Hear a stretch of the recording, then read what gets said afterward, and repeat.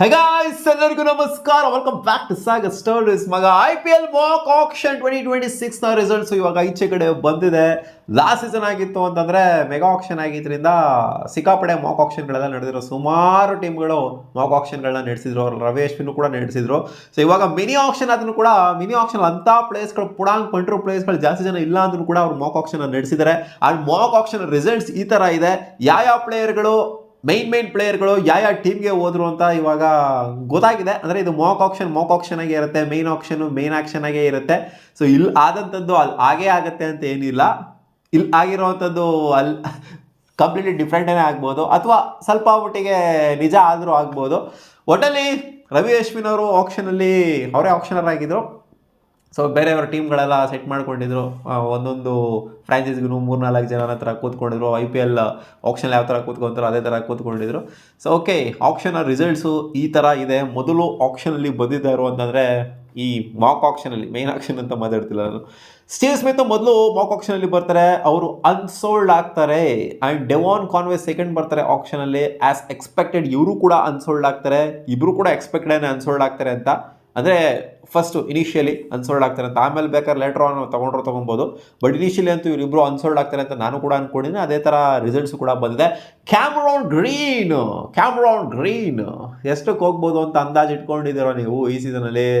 Mach action ಪ್ರಕಾರ 21 ಕೋಟಿಗೆ Chennai super ಕಿಂಗ್ಸ್ನ ತಲುಪ್ತಾರೆ ಕ್ಯಾಮ್ರಾನ್ ಗ್ರೀನ್ ಅಂತ ಅಪ್ಡೇಟ್ ಇದೆ. ಅಂದರೆ mock auction according to the mock auction, Ravi Ashwin ಅವರ ಮಾಕ್ ಆಕ್ಷನಲ್ಲಿ KKRಗೂ ಮತ್ತು CSKಗೂ ಫೈಟ್ ಬಿದ್ದಿತ್ತು. ಫಸ್ಟು LSG ಅವರು ಬರ್ತಾರೆ, ಆಮೇಲೆ KKR ಮತ್ತು CSKಗೆ ಫೈಟ್ ಬೀಳುತ್ತೆ.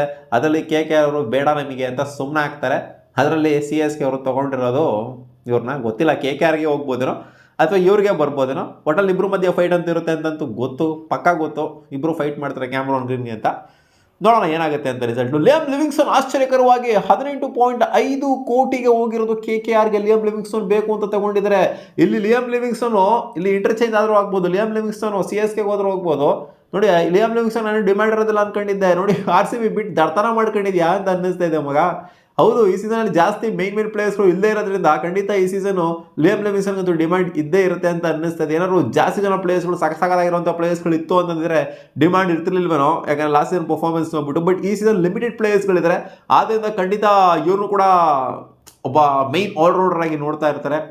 KKRಗೆ ಅಥವಾ CSKಗೆ ಹೋಗೋ ಸಾಧ್ಯತೆ ಪಾಸಿಬಿಲಿಟಿ ಕಾಣಿಸ್ತಾ ಇದೆ. ಅವರಿಬ್ಬರ ಮಧ್ಯೆ ಫೈಟ್ ಬಿದ್ದಿದ್ದು. ಆ್ಯಂಡ್ 18.5 ಕೋಟಿ ಸೆಕೆಂಡ್ ಹೈಯೆಸ್ಟ್ ಬಿಡ್ ಆಗ್ತಾರೆ ಇವರು ಈ ನಡೆದಿರೋಂಥ ಈ ಒಂದು ಮಾಕ್ ಆಕ್ಷನಲ್ಲಿ. 21 ಕೋಟಿ ಮೈನ್ ಪ್ಲೇಯರ್ ಆಯಿತು ಅಂದರೆ ಕ್ಯಾಮ್ರಾನ್ ಗ್ರೀನು. ಇದು ಡಬಲ್ ಗುರು. RCB ತೊಗೊಂಡಿದ್ದು ಎಷ್ಟಕ್ಕೆ 9 ಕೋಟಿಗೆ. ಇದು ಡಬಲ್ ಹೋಗ್ಬಿಟ್ಟಿದ್ದಾರೆ ಮಾಕ್ ಆಕ್ಷನಲ್ಲಿ. ನೋಡೋಣ ಏನಾಗುತ್ತೆ ಅಂತ ರಿಯಾಲಿಟಿಲಿ. ರವಿ ಬಿಷ್ಣೋಯ್ ಹೈದರಾಬಾದ್ ಟೀಮ್ನ ತಲುಪ್ತಾರೆ 10.5 ಕೋಟಿಗೆ. ಇದು ಎಕ್ಸ್ಪೆಕ್ಟೆಡ್. ರವಿ ಬಿಷ್ಣೋಯ್ ಜಾಸ್ತಿ ಹೋಗ್ತಾರೆ ಅಂತ ಅಂದ್ಕೊಂಡಿದ್ದೀನಿ ನಾನು. ಆ್ಯಂಡ್ ಜಾಸ್ತಿಗೆ ಈ ರೇಂಜ್ಗೆ ಹೋಗಲೇಬೇಕು ರವಿ ಬಿಷ್ಣೋಯ್ಗೆ ಕೊಟ್ಟಿರುವಂಥ ಪರ್ಫಾರ್ಮೆನ್ಸ್ಗೆ. ಆ್ಯಂಡ್ ವೆಂಕಟೇಶ್ ಅಯ್ಯರು 17.5 ಕೋಟಿಗೆ KKRಗೆ ಹೋಗ್ತಾರೆ. 24 ಕ್ರೋರ್ಸ್ ಲಾಸ್ಟ್ ಸೀಸನು. 17.5 ಕೋಟಿ ಅಂದರೆ ಖುಷಿಯಾಗೇ ಇರಬೇಕು. ವೆಂಕಟೇಶ್ ಅಯ್ಯರ್ ಒಳ್ಳೆ ಪ್ಲೇಯರನ್ನೇ. ಲಾಸ್ಟ್ ಸೀಸನ್ ಅಷ್ಟೇನಾಗಿ ಆಗಿಲ್ಲ ಲಾಸ್ಟ್ ಸೀಸನ್ನೇ. ಬಟ್ ಪರವಾಗಿಲ್ಲ, ಒಂದು 15 ಕೋಟಿಗಂತೂ ನನ್ನ ಪ್ರಕಾರ ವೆಂಕಟೇಶ್ ಅಯ್ಯರು ಹೋಗ್ತಾರೆ. ಫೈಟ್ ಅಂತೂ ಖಂಡಿತ ಬಂದೇ ಬರುತ್ತೆ ಅವ್ರ ವಿಚಾರದಲ್ಲಿ. ಸೊ ಇವರು 3ನೇ ಹೈಯೆಸ್ಟ್ ಬಿಡೆಡ್ ಪ್ಲೇಯರ್ ಆಗ್ತಾರೆ after Liam Livingstone. And Matheesha Pathirana ಇದು 13 ಕೋಟಿಗೆ ರಿಟರ್ನ್ ಮಾಡಿಕೊಟ್ಟಿರ್ತಾರೆ ಚೆನ್ನೈ ಸೂಪರ್ ಕಿಂಗ್ಸು. ಇವರು ಆಶ್ಚರ್ಯಕರವಾಗಿ ಡೆಲ್ಲಿ ಕ್ಯಾಪಿಟಲ್ಸ್ನ ತಲುಪ್ತಾರೆ 7 ಕೋಟಿ. ಕೇವಲ 7 ಕೋಟಿಗೆ ಮತೀಶಾ ಪತಿರಾಣ ಡೆಲ್ಲಿ ಕ್ಯಾಪಿಟಲ್ಸ್ ತಲುಪ್ತಾರೆ. ಆ್ಯಂಡ್ ಪೃಥ್ವಿ ಶಾ, ಇದು ಆಶ್ಚರ್ಯ ಮೂಡಿಸ್ತು ನನಗೆ. ಬೆಂಗಳೂರು ಬಿಡ್ ಮಾಡುತ್ತೆ ಇದಕ್ಕೆ, ಅಂದರೆ ಈ ಮಾಕ್ ಆಕ್ಷನಲ್ಲಿ ಬೆಂಗಳೂರು ಬಿಡ್ ಮಾಡ್ತಾರೆ. 5.25 ಕೋಟಿ ಕೋಲ್ಕತ್ತಾ ತಲುಪ್ತಾರೆ ಪೃಥ್ವಿ ಶಾ. ಇದು ಎಕ್ಸಾಜರೇಟಿಂಗ್ ಅಂತ ಅನ್ನಿಸ್ಬೋದು. ಪೃಥ್ವಿ ಶಾ ಏನು ಗುರು 5 ಕೋಟಿ ಅಂತ, ಗೊತ್ತಿಲ್ಲ, ಏನು ಬೇಕಾದ್ರೂ ಆಗ್ಬೋದು. ಆಕ್ಷನಲ್ಲಿ 5.25 ಕೋಟಿಗೆ ಹೋಗ್ತಾರೆ ಅಂತ ಇದೆ. ಅನ್ಸೋಲ್ಡ್ ಆಗ್ತಾರಾ ಅಥವಾ ಯಾವ್ದಾದ್ರು ಟೀಮ್ ಪಿಕ್ ಮಾಡುತ್ತಾ, ಕೊಟ್ಟರು ಇಷ್ಟು ಕೊಡುತ್ತಾ ನೋಡಬೇಕಾಗುತ್ತೆ ಮೇನ್ ಆಕ್ಷನಲ್ಲಿ. ಆ್ಯಂಡ್ ಜಾಕ್ ಫ್ರೇಸರ್ ಮಾಂಕ್, ಇವ್ರದ್ದು ಎಕ್ಸ್ಪೆಕ್ಟೇಷನ್ ಇತ್ತು ಇವ್ರು ಅನ್ಸೋಲ್ಡ್ ಆಗ್ತಾರೆ ಅಂತ, ಹಂಗೆ ಇವರು ಅನ್ಸೋಲ್ಡ್ ಆಗಿದ್ದಾರೆ. ಡೇವಿಡ್ ಮಿಲ್ಲರ್ ಅಂತ ಬಂದಾಗ 4.5 ಕೋಟಿಗೆ ಪಂಜಾಬ್ ಕಿಂಗ್ಸ್ನ ತಲುಪಿದ್ದಾರೆ. ಡೇವಿಡ್ ಮಿಲ್ಲರ್ ನಾವು ಅಂದ್ಕೊಂಡಿದ್ವಿ GT ಖಂಡಿತ ಫೈಟಿಗೆ ಬಂದರು ಆಕ್ಷನ್ ನೋಡಿದ್ರಿ ಅಂತಂದರೆ ಈ ಮಾಕ್ ಆಕ್ಷನ್ನ. ಸೊ ಪಂಜಾಬ್ ಕಿಂಗ್ಸ್ 4.5 ಕೋಟಿಗೆ ತೊಗೊಂಡಿದ್ದಾರೆ. ವಣಿಂದು ಹಸರಂಗ 2 ಕೋಟಿ ಬೆಸ್ಟ್ ಪ್ರೈಸ್ಗೆ ಲಕ್ನೋ ಸೂಪರ್ ಜೈಂಟ್ಸ್ನ ತಲುಪ್ತಾರೆ. ರಚಿನ್ ರವೀಂದ್ರ 2.25 CRಗೆ ಪಂಜಾಬ್ ಕಿಂಗ್ಸ್ನ ತಲುಪ್ತಾರೆ. ಜೇಸನ್ ಹೋಲ್ಡರ್ ಬಂದ್ಬಿಟ್ಟು ಲಕ್ನೋ ಸೂಪರ್ ಜೈಂಟ್ಸ್ನ ತಲುಪ್ತಾರೆ. ಆ್ಯಂಡ್ ಜಾನಿ ಬ್ಯಾಸ್ಟವ್ ಮುಂಬೈ ತಗೋಬೋದು ಅಂತ ಅಂದ್ಕೊಂಡಿದ್ದೀವಿ. ಬಟ್ ಮುಂಬೈ ಹತ್ರ ದುಡ್ಡಿಲ್ಲ. 3.75 ಕೋಟಿಗೆ ಕೋಲ್ಕತ್ತಾ ನೈಟ್ ರೈಡರ್ಸ್ಗೆ ಜಾನಿ ಬೇರ್ಸ್ಟೋ ತಲುಪ್ತಾರೆ. ಟಿಮ್ ಶಿಫಾರ್ಡ್ ಬಂದ್ಬಿಟ್ಟು 3 ಕೋಟಿಗೆ ಡೆಲ್ಲಿಗೆ ಹೋಯಿತು ಅಂದರೆ ಬ್ಯಾನ್ ಟಾಕೆಟ್ ಬಂದ್ಬಿಟ್ಟು 4 ಕೋಟಿಗೆ ಕೋಲ್ಕತ್ತಾ ತಲುಪ್ತಾರೆ. ಆ್ಯಂಡ್ ಅಂದರೆ ಇದೆಲ್ಲ ಮಾಕ್ ಆಕ್ಷನ್ ಇನ್ನೂ ತಲುಪಿಲ್ಲ. ಆಮೇಲೆ ಜೇಮ್ಸ್ ಸ್ಮಿತ್ ಬಂದ್ಬಿಟ್ಟು 3.75 ಕೋಟಿಗೆ ಡೆಲ್ಲಿ ತಲುಪಿದ್ರೆ ಜಾಶ್ ಇಂಗ್ಲಿಸ್ 2 ಕೋಟಿಗೆ ಚೆನ್ನೈಗೆ ಬರ್ತಾರೆ. ಜಾಶ್ ಇಂಗ್ಲಿಸ್ ಅನ್ಸಾಲ್ವ್ ಮಾಡಿ ಬಿಸಾಕರಪ್ಪ ಅಂತಂದರೆ ಚೆನ್ನೈಗೆ ಏನಕ್ಕೆ ತಲುಪಿಸ್ತೀರಾ ನೀವು? ಏನಕ್ಕೆ ತೊಗೊಂಡಿಲ್ಲ ಜಾಶ್ ಇಂಗ್ಲಿಸ್ನ? ಅವ್ರು ಆಡೋದೇ ಲಿಮಿಟೆಡ್ ಮ್ಯಾಚ್ಗಳು ಅಂತಲ್ಲ. ಸೊ ಇನ್ನು ಮಿಕ್ಕಿರೋಂಥ ಪ್ಲೇಯರ್ಗಳು ಜಾಶ್ ಇಂಗ್ಲಿಸ್ ಆದಮೇಲೆ ಆಕಾಶ್ ದೀಪು 3.25 ಕೋಟಿಗೆ ಚೆನ್ನೈಗೆ ಬಂತು ಅಂತಂದರೆ ಮೊದಲನೇ ಪ್ಲೇಯರು ಬೆಂಗಳೂರಿಗೆ ಪಿಕ್ ಆಗಿದ್ದಾರೆ ಅಂದರೆ ಇದು ಮುಸ್ತಫಿಜುರ್ ರೆಹಮಾನ್. ಸೊ ಇದು ಎಕ್ಸ್ಪೆಕ್ಟೇಷನ್ ಇಟ್ಕೊಬೋದು ಮುಸ್ತಫಿಜುರ್ ರೆಹಮಾನ್ ಬಂದರೂ ಬರ್ಬೋದು ಅಂತ. ಯಾಕಂದರೆ ಒಂದು ಓವರ್ಸೀಸ್ ಫಾಸ್ಟ್ ಬೌಲರ್ಗೆ ನಾವು ಡಿಮ್ಯಾಂಡ್ ಇಡ್ತಾ ಇದ್ದೀವಿ ಅಲ್ಲಿ ಆಪ್ಷನಲ್ಲಿ. 3.25 ಕೋಟಿಗೆ ಇದು ಒಂಥರ ಡಿಸರ್ವಿಂಗ್ ಅವ್ರು ಬರ್ತಾರೆ ಅಂತ ಅಂದರೆ ನೋಡೋಣ ಏನಾಗುತ್ತೆ ಅಂತ. ಆ್ಯಂಡ್ ಹೆಂಡ್ರಿಕ್ ನೋಕಿಯಾ ಬಂದ್ಬಿಟ್ಟು ಹೈದರಾಬಾದ್ಗೆ ಹೋಗ್ತಾರೆ 3 ಕೋಟಿಗೆ. ರಾಹುಲ್ ಚಾರ್ ಬಂದು ರಾಜಸ್ಥಾನ್ಗೆ ಹೋಗ್ತಾರೆ 3.25 ಕೋಟಿಗೆ.